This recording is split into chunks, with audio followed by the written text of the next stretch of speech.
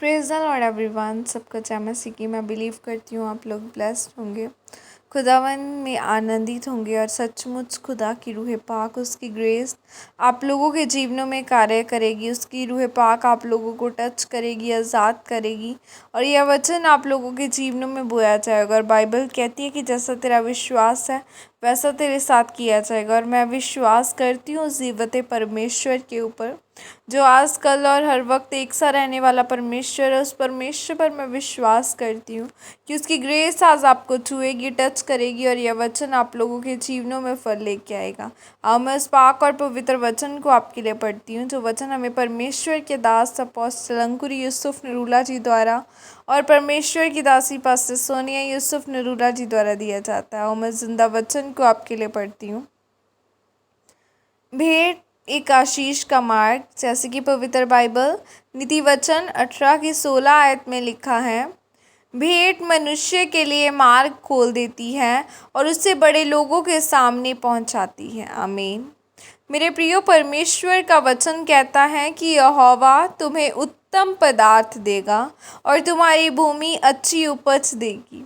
यानी जब भी आप बोते हैं तो परमेश्वर आपको विकास शक्ति देता है कि आप फल लेकर आएँ। और बाइबल कहती है कि लेना और देना इसी रीति से है जैसे कि हम बीज को बोते हैं और फसल को काटते हैं।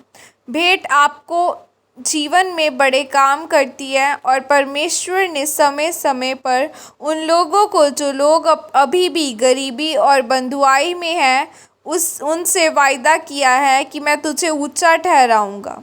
मेरे प्रियो, जैसे कि एक पत्थर को हमें तोड़ना हो तो हमें उसे बार बार हथौड़े के साथ मार मार कर तोड़ना पड़ता है ताकि वह टूट जाए। वैसे ही आपको भी परमेश्वर के राज्य में बार बार बोना है, ताकि एक बार में नहीं, बार बार बोने से आपके जीवन के बंधन टूटे और जो हमेशा बोते हैं उनका दर्जा हमेशा ही ऊंचा रहता है। और बाइबल कहती है कि प्रभु यीशु मसीह के पास एक धनी युवक आया और कहता है कि परमेश्वर, मैं तेरे राज्य में प्रवेश करने के लिए क्या करूं? तो परमेश्वर कहते हैं कि तू व्यवस्था को माना कर। तब उसने कहा कि प्रभु, मैं वह सारी व्यवस्था को मानता ही आया हूँ। तो परमेश्वर ने कहा कि जो कुछ धन संपत्ति तेरे पास है उसे तू कंगालों में बांट दे और मेरे पीछे हो ले। और तब उसे यह देना मुश्किल लगा और वह वहाँ से उदास होकर चला गया और परमेश्वर के अनंत राज्य में प्रवेश न करने पाया। लेकिन वचन कहता है कि लेने से देना धन्य है। मेरे प्रियो, वचन कहता है कि विश्वास, आशा और प्रेम तीनों स्थायी हैं, और लेकिन प्रेम सबसे उत्तम है।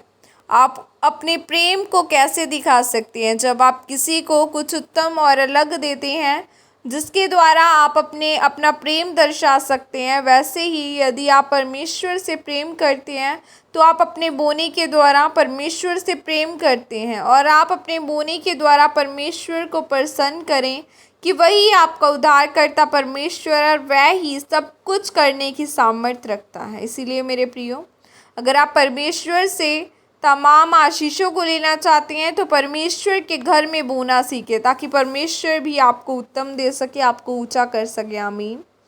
यह प्रार्थना आपके द्वारा की जाए। सर्वशक्तिमान परमेश्वर, इस वचन के लिए पिता मैं आपका धन्यवाद करती हूँ।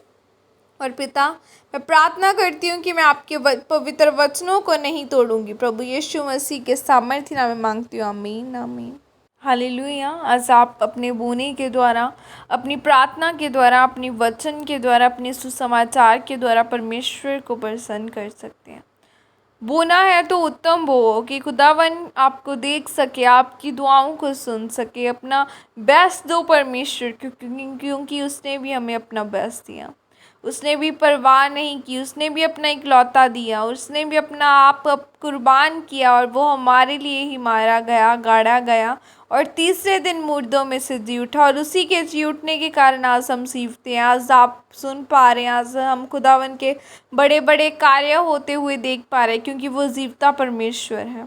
अगर उसने हमें अपना बेस्ट दिया तो आज हमें भी ज़रूरत है खुदावन को अपना प्यार दर्शाने की, उसे अपना बेस्ट देने की, कि खुदावन हाँ हम बोने के लिए तैयार हैं, हाँ हम प्रीच करने के लिए तैयार हैं, हाँ हम तेरे कार्य करने के लिए तैयार हैं। क्या आप तैयार हैं खुदा के कार्य करने के लिए? क्या आप तैयार हैं आज प्रार्थना करने के लिए? अगर नहीं तैयार तो तैयार हो, अपनी लाइफ को तैयार करें, डेडिकेट करें खुदावन के हाथों में, क्योंकि जब आप परमेश्वर को अपने आप सौंप देंगे तो खुदावन आपको अपलिफ्ट करेगा। आप देख भी नहीं पाएंगे, लोग देखकर हैरान होंगे कि ये कैसे पहुंच गया, क्योंकि जब खुदावन आपकी लाइफ को चलाएगा तो वो ऊपर ब्लेस्ड होगी, ग्लोरियस होगी और ग्लोरीफाई होगी। क्योंकि जब खुदावन, बाइबल कहती है कि जिसे परमेश्वर ब्लेस करता है उसे कोई कर्ज नहीं कर सकता, क्योंकि जब आप खुदावन आपकी ओर से खड़ा होगा फिर कोई कर्ज, कोई शैतानी आत्माएं, कोई दुष्ट आत्माएं आप पर अटैक नहीं कर सकेगी। सो मैं प्रार्थना करती हूँ कि मेरा परमेश्वर आपकी प्रार्थनाओं को सुने, आपके कर्ज को दूर करे और आपकी लाइफ में प्रार्थना करने का, बोने का, पवित्रताई में चलने का, प्रार्थना करने का, बपतिस्मा लेने का अनुग्रह दे। God bless you all. Praise the Lord. जय मसीह की सबको।